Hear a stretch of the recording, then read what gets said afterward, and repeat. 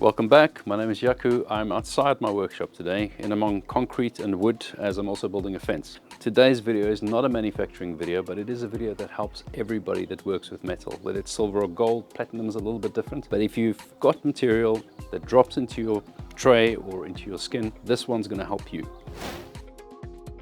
As you know, I film, so I decided to film the whole process of creating this fence by placing a GoPro on a time lapse outside, waiting for the truck to arrive to get the best shot. Spent an hour doing this, got out, got the most perfect scenario, unloaded this concrete on the front yard, everything was perfect.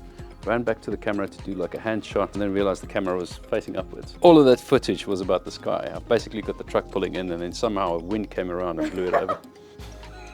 And then secondly, I decided to film this video, not this one, well, the video dealing with this particular topic. And I spent a good couple of hours doing that last night, only to realize that I was completely out of focus.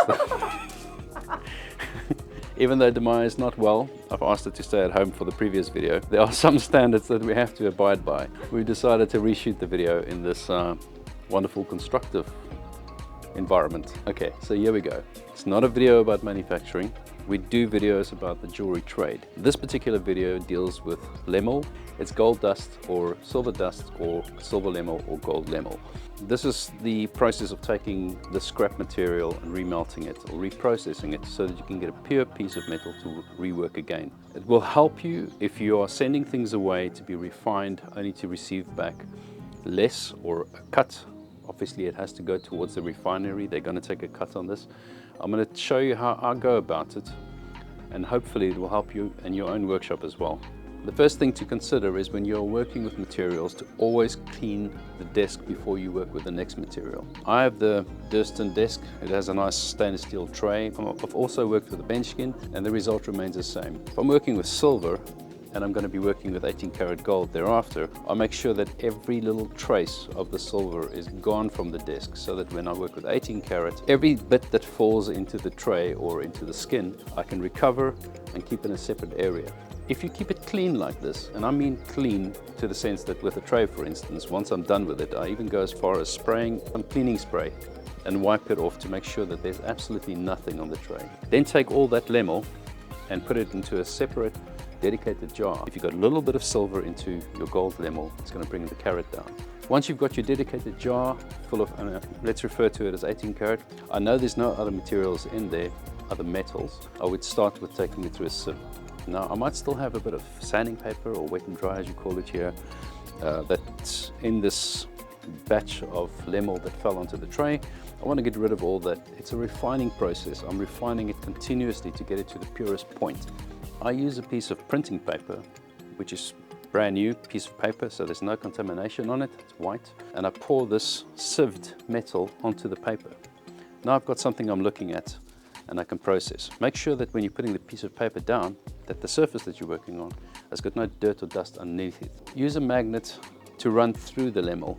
I'm using patterns where I can move and cover every single bit that I'm working on. Fold the paper, bring it back into a little heap and repeat that process. The magnet will pick up all the metal pieces that have gotten into your lemel. Once you've gone through it a few times, lift up the magnet, have a look at it. You'll find that there's some pieces of magnetic material stuck to it. This might be from filing, it could be from your saw blades, little pieces of sandpaper that's come off. Something magnetic in the gold is in gold, so we have to get rid of it. You can take the magnet and either brush it off into your bench sweep, as I refer to it, which is the stuff that you're going to refine, you know, the dirty sort of stuff that still contains metal, dust it off into that, or you can take a piece of sellotape and just stick it over it and peel it off. That works very well as well to get it off the actual magnet. Now the trick is to carry on doing this, which the Maya believes is an eternity. It's not an eternity, and it's less time than what it would take to send that stuff off, drive it off to the post office, send it, wait, and pay somebody else to do it. So put a bit of music on, get a cup of coffee, and get into it. Basically, you've got to carry on doing the magnet thing until there's no result on the magnet. So then we've had the purest of the pure of the lemel that you've got there. This metal is now ready to melt. Before we melt it, we're going to add flux. I use Easy Flow Flux, which I think is available just about all around the world. It's a white powdery flux. The reason for that is it binds all the material together. Now, what happens if you've got some metal still stuck in there? You might find that when you're rolling the material, it's going to crack the material.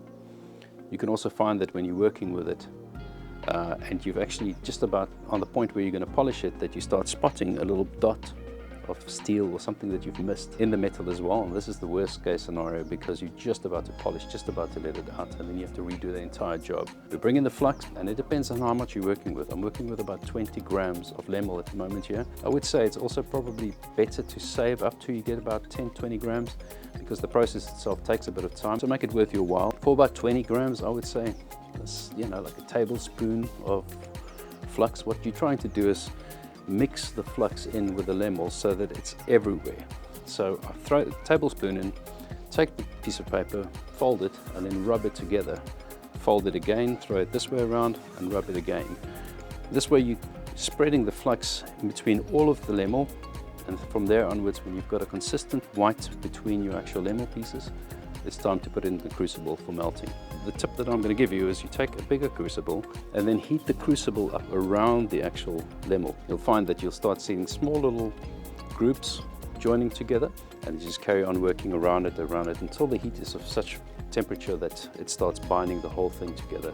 It takes a bit of time to get through this process. Once you've got it running, you cast it, and it's as good if you follow through these steps as what it is what you would have to buy. If you find that you're not quite certain about this, over here in the UK everything needs to be hallmarked. I've done this before, I've sent it into hallmarking and it's come back as the actual gold, so I know my practice is good. But if you're worried about it and you want to have something hallmarked, you can always add a tiny little bit of 22 karat gold, tiny little bit, maybe 0.2 of a gram, just to make sure that you're on your 18 karat gold level. If you work clean enough, it's not necessary. But again, very important, make sure there's nothing left on that magnet. Make sure when you're putting it into the crucible that you're not blasting it on the actual lemel itself. Heat up the crucible around it until it forms, it pulls back together. That's the function of the flux. It's going to pull in together. Prepare your ingots.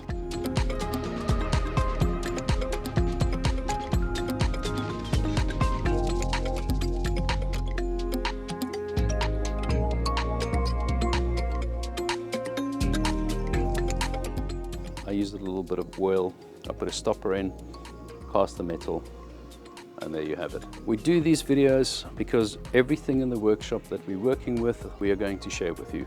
This is part of what we do. Next week's video, we're going to do a manufacturing video, Maya? Yeah, let's do the platinum ring. Why not?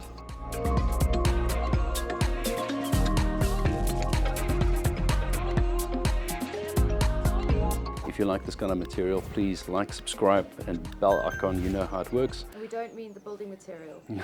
If you want to see anything of the building material, you have to wait, because it will take me typically about 6 months to build this wall, because I'm doing it all by myself. But it will be recorded, and we'll possibly put that on another channel, like Yaku the Fence Builder. Yeah! Anyway, it was wonderful doing this video. Thank you very much for clicking the link. Thanks for watching till the end, as per usual. Next video comes up next week, Sunday, and if there's any questions or any suggestions, you know where to put it, straight in the comments. Demaya's doing this while she's not feeling well, so give her some love in the comments as well. Till next time, cheers.